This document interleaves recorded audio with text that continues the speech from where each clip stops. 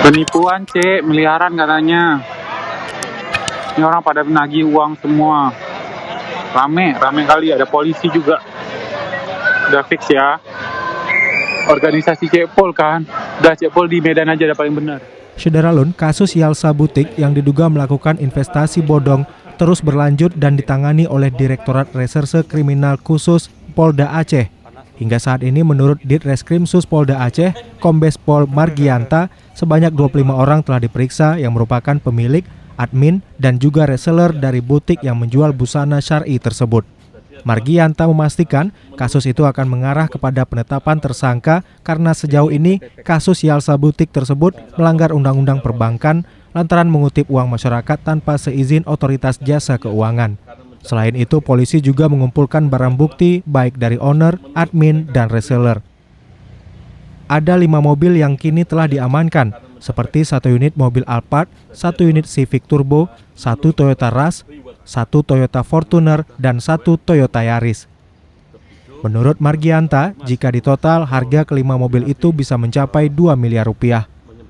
Kombes Margianta meminta masyarakat untuk tidak cepat tergiur dengan bisnis yang menjanjikan keuntungan secara instan seperti yang dilakukan oleh owner Yalsa Butik. Kasus Yalsa Butik ya, saya sampaikan kepada rekan-rekan, kasus Yalsa Butik ini yang sudah kita periksa kurang lebih 25 orang. 25 orang ini nasabah dan karyawan. Itu. Apalagi bertanya? Dugaannya Pak? Dugaan adalah ini sebenarnya kasus ini tidak ada yang dirugikan, saya jelaskan ya, tidak ada yang dirugikan, tetapi kasus ini adalah kasus yang potensi merugikan dan bisa menimbulkan masalah besar karena kegiatan ini mengumpulkan dana dan mengkoordinir dana masyarakat, kemudian seolah-olah kemudian dijanjikan diberikan keuntungan. Ada yang 30%, ada yang 15%, bahkan ada yang sampai 50%. Kalau kita naruh uang 2 juta, 50% dari 2 juta berapa? 1 juta. Nah, 1 juta. Begitu kira-kira. Karena ini betul dikasih tertarik, betul dikasih tambah-tambah lagi. Bahkan sampai ada yang naruh uang 100 juta. Kalau 100 juta 10% berapa? 100 juta kan, 1 bulan. Enak nggak? Enak Pak. Enak sekali. Ya, ini kegiatan inilah yang melanggar undang-undang perbankan. Ya, modusnya adalah seolah-olah ada usaha di bidang butik. Butik itu pakaian. Ya, jadi seolah-olah ada usaha pengembangan mencari uang itu dalam bentuk usaha butik. Ya, inilah yang tidak boleh. Ya, kita mendengar, melihat, polisi harus action. Kalau nggak dibiarkan nanti sudah terjadi ribuan orang, timbul gejolak sosial. Nanti kebakaran jenggot kita. Ini perlu dipahami oleh masyarakat. Ya, jangan terlalu percaya, jangan mudah sekali percaya. Mana ada bunga sampai di atas 10%, bahkan 30%. Ini kan fata morgana, halusinasi. Pertama, ya sebulan, 2 bulan, 3 bulan. Ya uang kita juga, uang orang saudara diputar-putar itu juga. Ini sudah dibuktikan oleh penyidik, uang ini terkumpul. Sekarang sudah 3.000 member. Dan kemungkinan bisa mencapai 10.000 member. Bisa. Kalau rata-rata satu orang 5 juta, kalau 3.000 member berapa duit? Ya, 15 miliar. Kalau 10 member 50 miliar. Kalau 5 juta, kalau 10 juta berapa? 100 miliar. Terbukti ya, pengelolanya ini, ownernya, inilah barang-barang yang dibelikan. Ini barang mewah. Ini kita tahu sendiri harga. Ya, kita dapat ini 100 juta. Ya kan? Ini modusnya, ini dibelikan, ini dinikmati oleh mereka, dan belum rumah.